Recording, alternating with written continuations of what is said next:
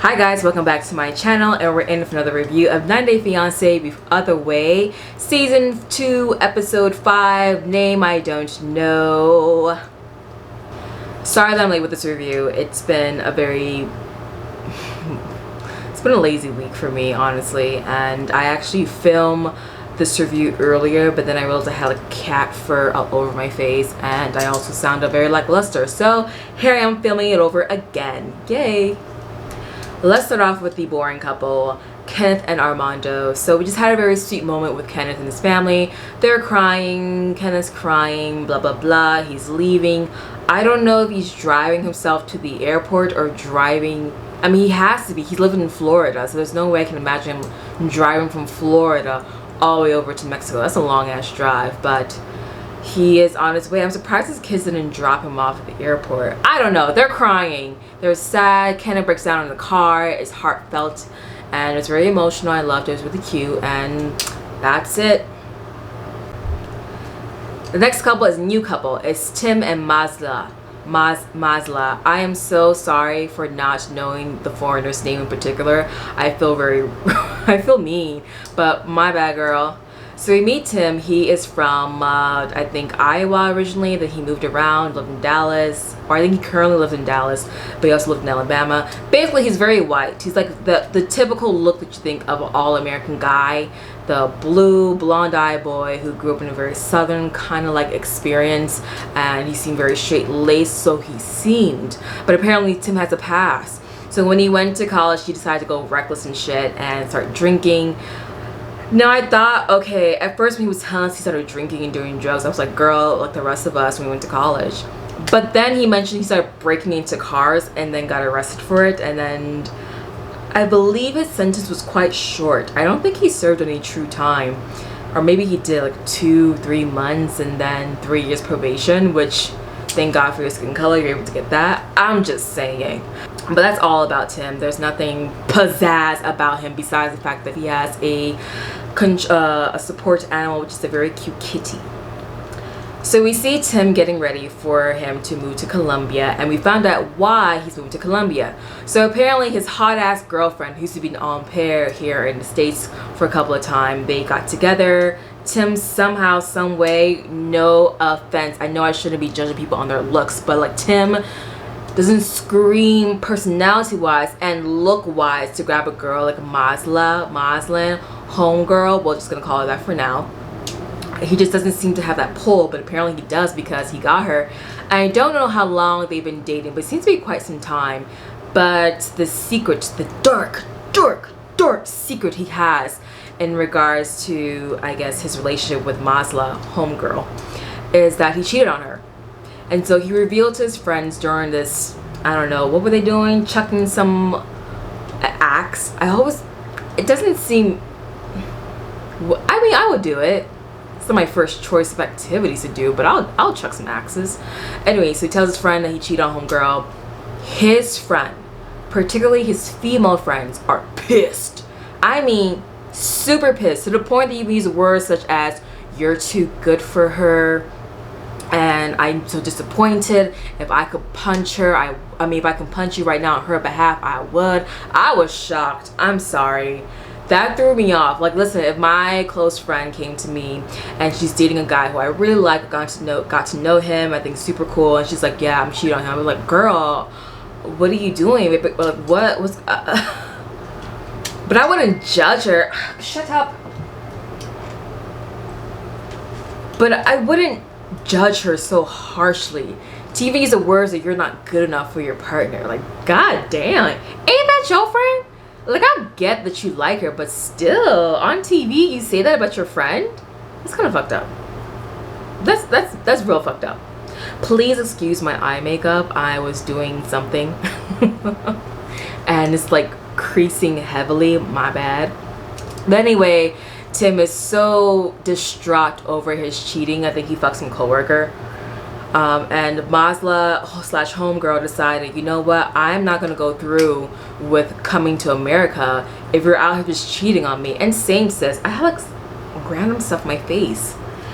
Same, I wouldn't do it. I would stop all paperwork. I'm not busting my ass to get to another country again for you to just cheat on me.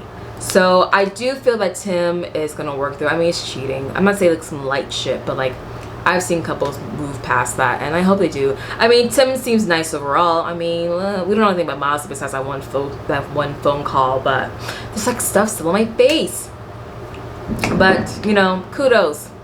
I am curious though, before we get off of them, why did TLC decide to introduce them to us on episode 5? So our next couple is Ariella and Baby/Baby. Alright, so we finally get to meet Baby. I was wondering why every other couple were able to, even before the couples meet together, were able to get like personalized stories of them, and you go, Baby, just photos. But that's strange.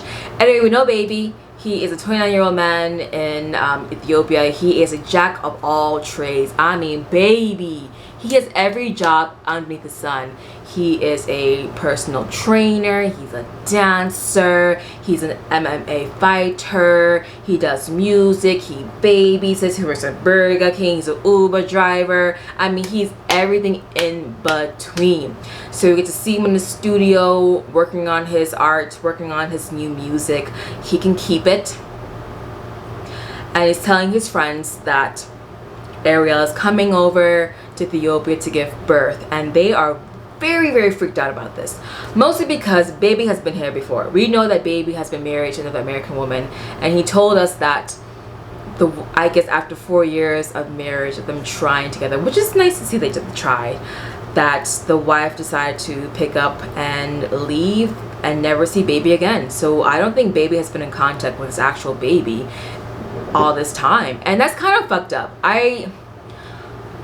Unless Baby was abusive to the child, I think it's incredibly fucked up for this American woman to bring her ass to Ethiopia, fuck some dude, get pregnant by him, and just take the kid away because things didn't work out. I don't care if he cheated on you.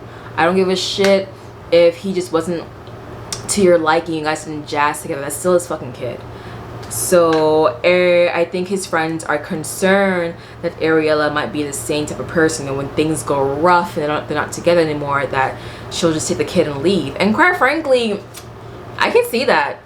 I can. I mean, we just saw her say that she's going to raise the child Jewish no matter what Baby says, and that to me seems very strange, that you're going to have sorry, that was my mouth. I'm just struggling today. It just seems strange to me that you're going to have a child with somebody else, but you won't take their, you know, their thoughts, their feelings into consideration about how you're going to raise this child. But then again, you're fucking people under like 3 months and getting pregnant by them. So like, what do I expect? I sound so judgy. Ugh, I'm sorry. Anyway, Ariel's coming to Ethiopia. I think she just landed. You know, kudos to them. I see her in a preview next week. I'm just touching my nose now. I see her in a preview next week getting angry about a toilet, but like, okay, I don't know, it just seems kind of strange. Ariel come across as somebody who's like adventurous and lives on the edge, and so this toilet thing seems a little weird, but I will judge until I actually see that footage. So the next couple is Brittany and Yazan. Yikes, yikes, yikes to 100. My God, I mean, so we're back at the airport parking lot, and Brittany is standing there looking just shell-shocked that Yazan is freaking the fuck out. He's over there still jump-starting his car, smoking a cigarette, and somehow eventually they're able to wrangle all her bags and put it into his car and get into the car despite, you know, his huge blow-up. Like, yikes, yikes, yikes. So they're in the car, they're still arguing about the liquor and her hugging people. Now, I've been on the fence about this because there's a part of me that is definitely as when in Rome, do what the Romans do. But I also believe in maintaining your own culture / building like a fusion of the both, a fusion between her and Yazan's culture. But I think that Yazan's under the impression of, girl, you ain't got no culture here. There's no Americanism, there's nothing. It's just you gotta be who I am, who my family wants you to be, and that is it. Where Brittany seems to be under the impression that it's just gonna be a fusion. You know, some people come to the States and it's like a fusion of the culture, it's a mixture of it. I don't think there's any mixture in Jordan. I don't think they expect that at all. And that's kind of, that sucks, but like, Brittany, what did you expect? And same thing with Yazan. And so they're in the car, they're arguing. She is being argumentative. Is that the word? I don't think so. She's arguing with homeboy, and she tells him to shut the fuck up. He's yelling at her. They both suck at communication. They both suck at arguing. I think there's a proper way to argue with your partner, and clearly these two don't know how to do it. I mean, Yazan had his hands in her face. All this, enough, enough. Bitch, I'm not one to fight men.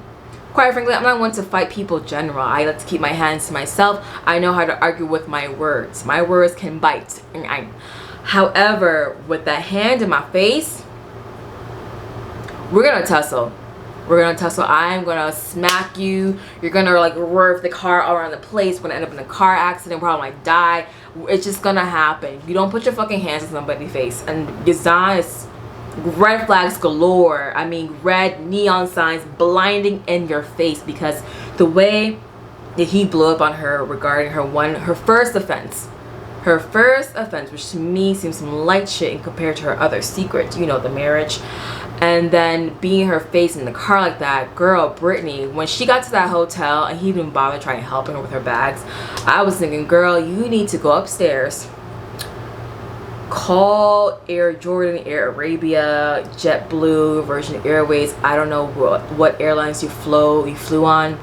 Call them up and schedule / get a new flight back to the States. Just do it. Just do it. There's no way I can have a partner like that screaming at me that way. And also, Brittany, you're lying to him. You're straight up lying. She's sitting here chugging that fucking Tito's away in her hotel room, just sitting here wondering like, oh my god, if he is upset about me drinking and hugging people, how is he gonna react with me being married?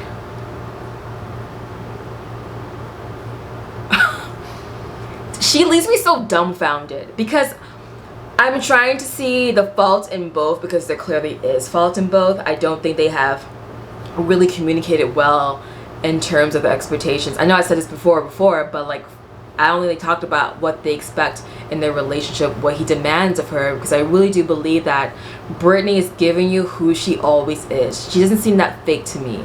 I feel like what we're seeing on TV is the same Brittany we saw. It's the same Brittany that Yazan saw when she met him the first time in Jordan. The sexiness, the vivaciousness, the bold character of her. I don't think she's going to be the type to just change it. It's what she is. That's who she is. And so I think for Yazan, Brittany being that way is appropriate as his girlfriend, but as his fiance, she has to change. But did he communicate that to her? And why is he expecting her to change? Expecting her to change from marriage? Like, what did you fall in love with then, if you want her to change that? And I'm speculating here, because clearly I don't know Yazan, but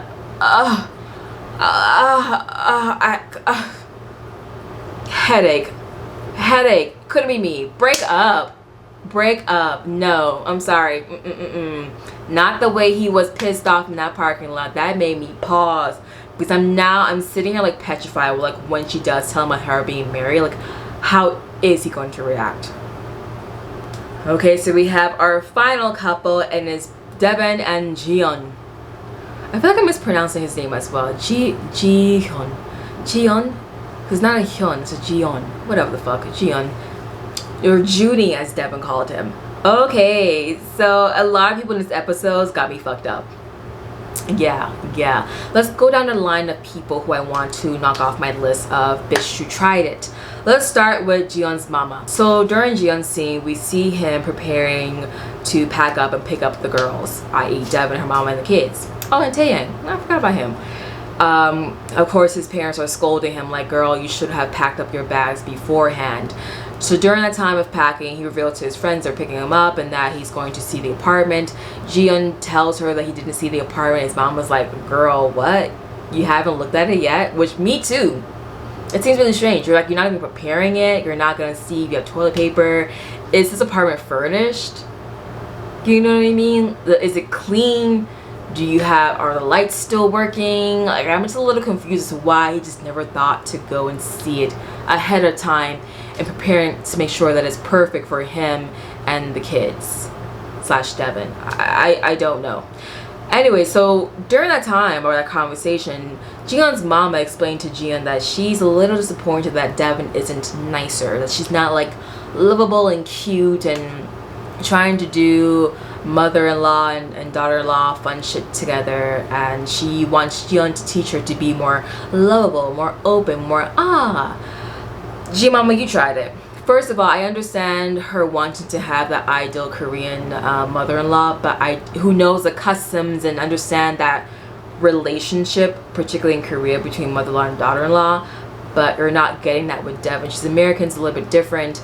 Devin doesn't speak your language. I don't really see Devin even bother to learn Korean, much less, you know, really learn the culture. So I don't see that relationship ever happening. And granted, I understand her wanting Devin to make an effort to be nice, but it's kind of hard for Devin to do that when she's dealing with her son. Yeah, the son that she raised, the bum. Okay, Jiyeon is a bum. It's a straight grade A bum. She has to deal with raising 2 children and then dealing with Jiyeon's bullshit. And the bullshit still continues. Let's press on forward. So Devin and everyone else arrive at the airport. Jiyeon goes there with his parents to pick them up. Devin is pissed off that his parents are there. So let's start with Devin. Devin girl, why? Why are you pissed off? Because you guys look a little groggy, a little, you know, a little rough after a trip. Who the fuck cares? And you've been like, your parents, your mom have met Jiyeon's parents before and vice versa. I don't understand why we need to act like this is this is really weird to me that she's acting this way. And quite frankly, Jiyeon's broke as fuck. So he needs money. He doesn't have money. And how on earth he's supposed to transport you and the kids from the airport, from Incheon, all the way to the apartment you guys got for them? Who? His daddy and his mama. They got 2 cars. They were able to work it out. Dad got the luggage. Mama got the people. Let's do this. And then I kept thinking about Devin's mother. I hate saying that her mom acted like a typical American, but she did. The mom was rude out the gate. I mean, wrong. The mom was nice. You know, she got out, you know, she was like sweaty and a little weird looking from traveling. She gave him a big bear hug.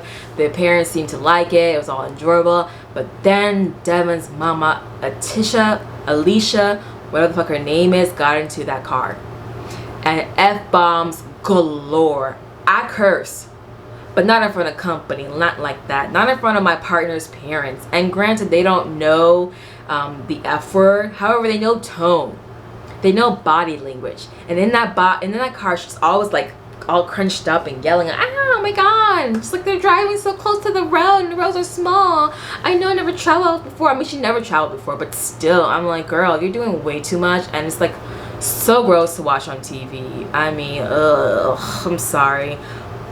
Was not a fan of her mother, but that's just it. But I'm sure we're gonna see more of bitchy, rude ass mama. And I was kind of waiting for her to say something really racist, and I felt bad for Devin because even Devin was in the back like, girl, no, don't do that, no. But for whatever reason, the mama just kept on going. So then we get to Jiyeon and his bullshit. I felt that only the dad and the kids were like, didn't get on my nerves. So Jiyeon picked them up, and they're driving to the apartment. They get there, everyone is looking at this apartment like, yikes, where are you? Like, they are in the hood of Korea.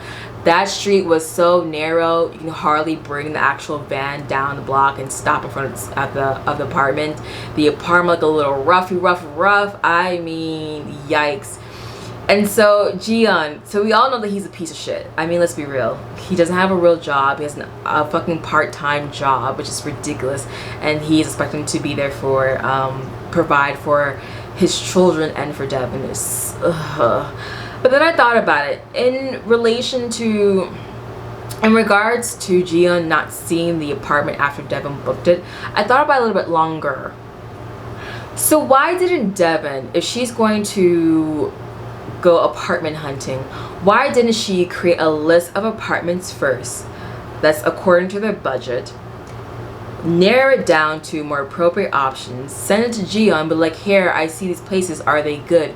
You know the area, you know how to speak Korean, you can check them out. And then Jiyeon will be there to look at each apartment and like kind of rank what's best for them, and they both decide together, would be the most appropriate place if she's so willing to pay for the first month rent. That's how it should have gone. I don't know what Devin did. She just go on Craigslist.com and was like, that one, I pay the money. I'm so shit. I hope it's not a scam. I hope they're able to move in. Yikes. Oh my gosh. That would just give me so much heartache. And quite frankly, Devin, I'm going back to her and I feel bad because we all know Jiyoung's a bum, so we don't need to go into details. But Devin, you say you're not gonna move to Korea until Jiyoung proves to you that he can be the adult and provide for you and your kids. So why then lift a finger, find the apartment and pay for it, and then move to Korea again? And then when you're speaking to Jiyoung, he can't give you a straight answer as to how much money he's making. I have yet to see any signs of growth, any signs of a difference in terms of Jiyoung's making, of him trying to move differently in the world, and yet somehow, for whatever reason, you decide to just go. Still, I'm confused.